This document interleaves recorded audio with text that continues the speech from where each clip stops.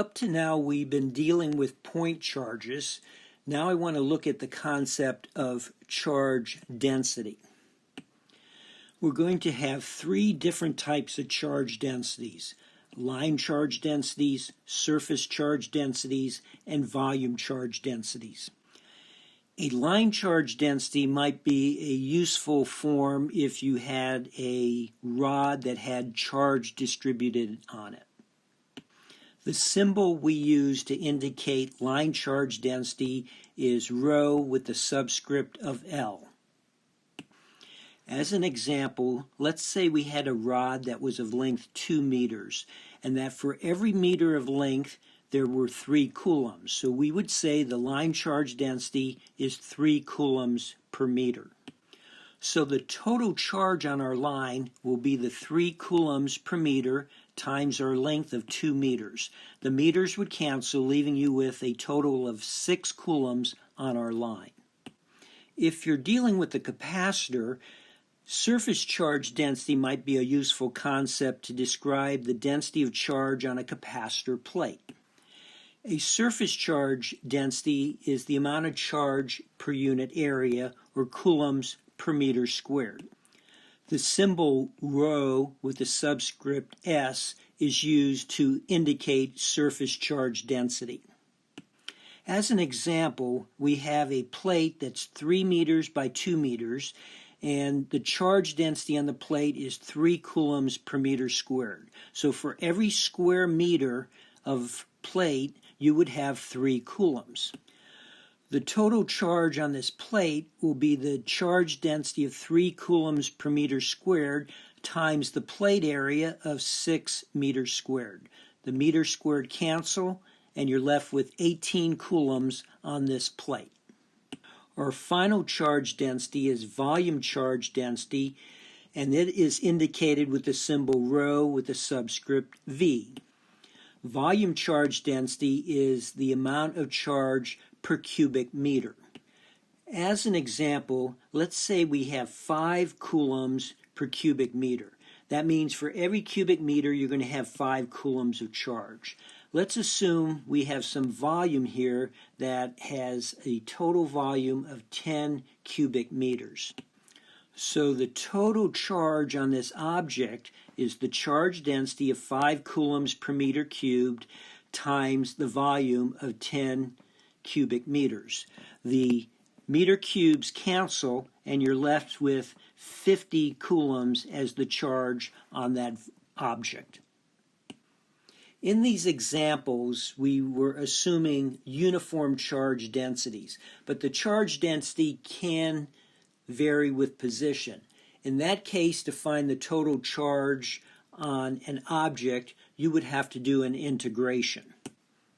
Let's illustrate that concept by working an example problem. We're given a region that has a surface charge density, and the surface charge density is a function of both rho and phi. And you're asked to find the total charge on this region. The starting point for most problems in this course is drawing a figure. Phi is an angle that an infinite half-plane attached to the z-axis makes with the x-axis. So when phi is 0, you're along the positive x-axis, and when phi is pi over 2, you're along the positive y-axis. So this region is going to be contained in the first quadrant. Rho is the radius of our cylinder, and it's going to go from 0 to 2 meters, and as we just saw, the region will be confined to the first quadrant. So we've defined the region on which we have charge. And our surface charge is going to vary with our rho component, and it's going to vary with our phi component. Here illustrating some of our differential surfaces. Let's focus on this one.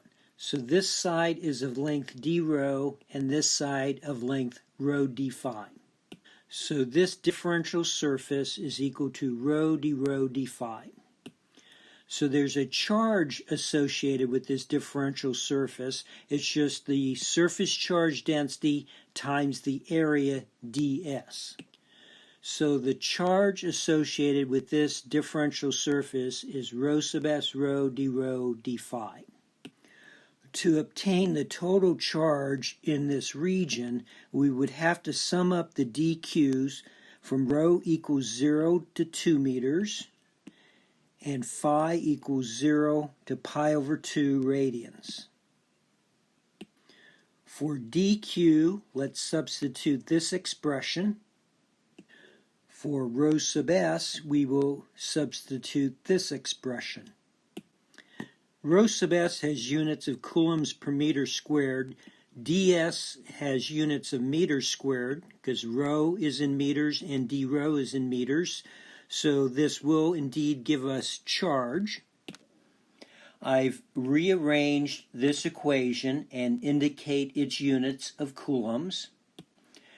Performing this integration, we'll get a rho cubed over 3 evaluated between 0 and 2, which will give us an 8 over 3, and integrating phi d phi will give us a phi squared over 2 evaluated at 0 and pi over 2,